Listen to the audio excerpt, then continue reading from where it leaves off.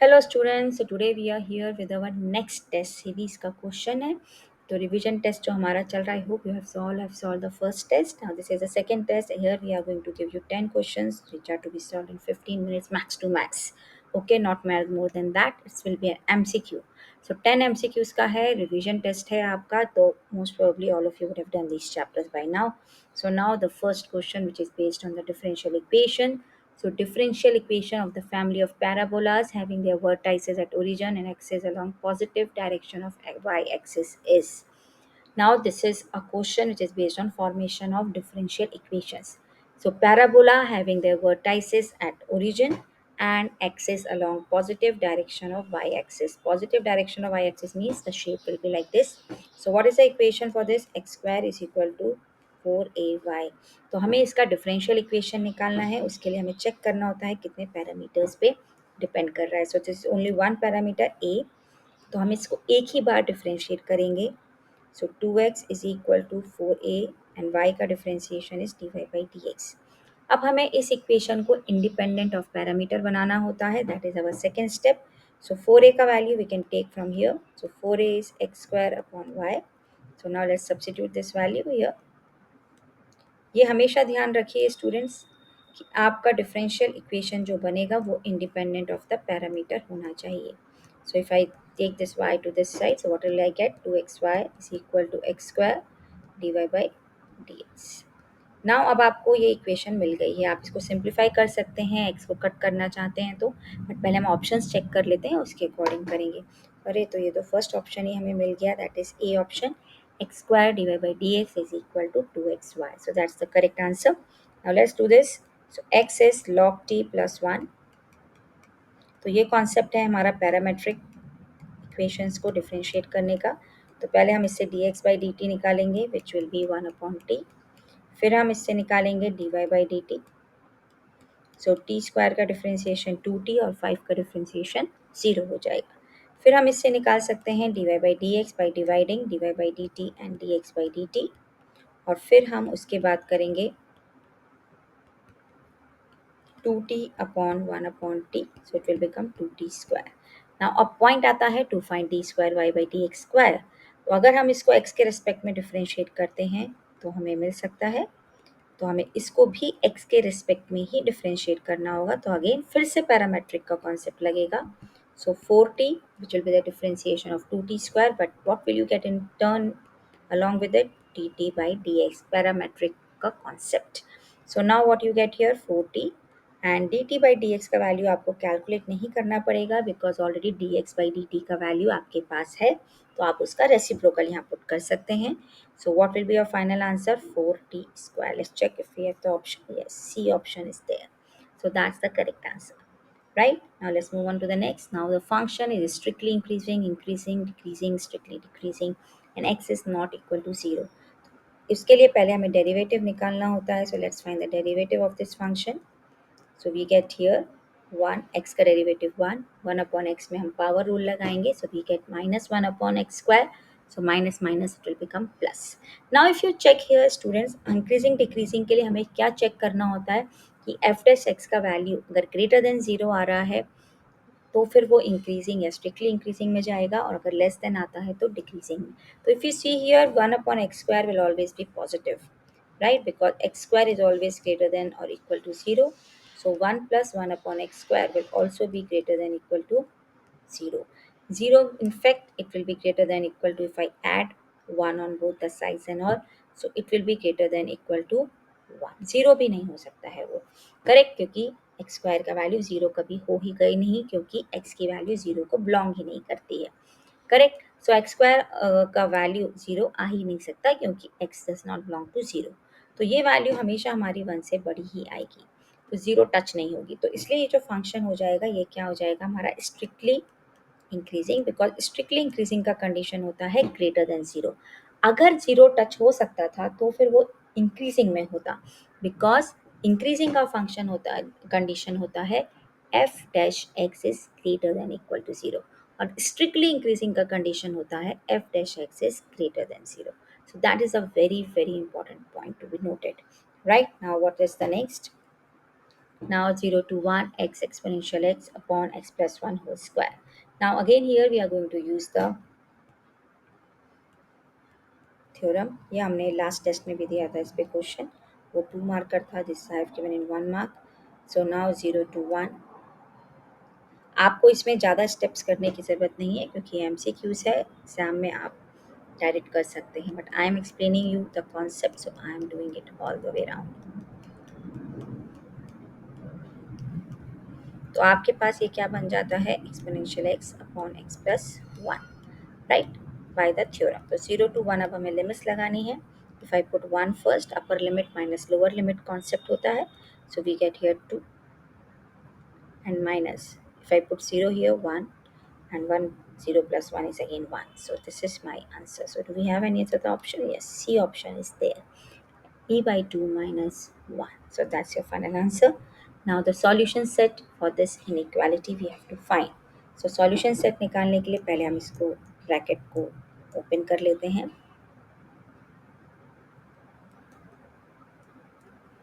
इधर भी हम ब्रैकेट को ओपन कर लेते हैं, right. x belongs to r already उन्होंने लिखा हुआ है. So let's solve this question.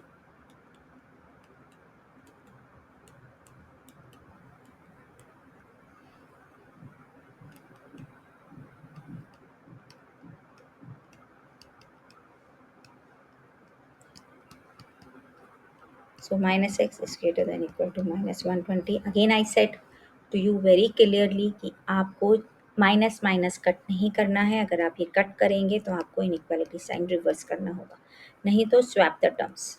Minus 120 को लेफ्ट साइड पे ले जाइए, माइनस एक्स को राइट साइड पे ले आइए. So x is less than equal to 120. तो it is on real numbers. तो हमारे जो आंसर हो जाएगा वो क्या हो जाएगा, इक्वल टू भी है तो फिर ये भी आएगा. तो that will be the B option. So minus infinity 120 तक जाएगा एंड 120 इज इंक्लूडेड बिकॉज हमारा इनइक्वालिटी साइन है equal to का भी. Okay, so this is how do we solve it. Now let's solve the next. From a container containing 50 liters of milk, 8 liters of milk was taken out and replaced by water. This process is repeated 2 more times. Okay, so 2 more times अगर repeat हुआ है तो how much milk is left in the container. So what is a formula for this? Very simple formula, x 1 minus y upon x raise to n. Simple सा formula होता है. What is x, जो आपका initial था. So here x will be 50, what will be your y जो आपने निकाला है. So this will be your y. N is number of times is repeated is done. So 2 more times मतलब n सब मिला के कितना हो गया, 3. So your n will be taken as 3. 2 more times 1 plus 2 3. Total कितने टाइम्स हुआ. Now let's put these values.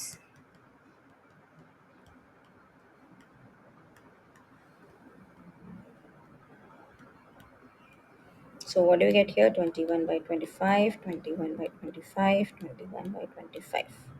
3 times. Okay. So 21 into 21 is 441 into 42. And 25 into 25 is 625. Now we multiply 441 and 42. Now we divide.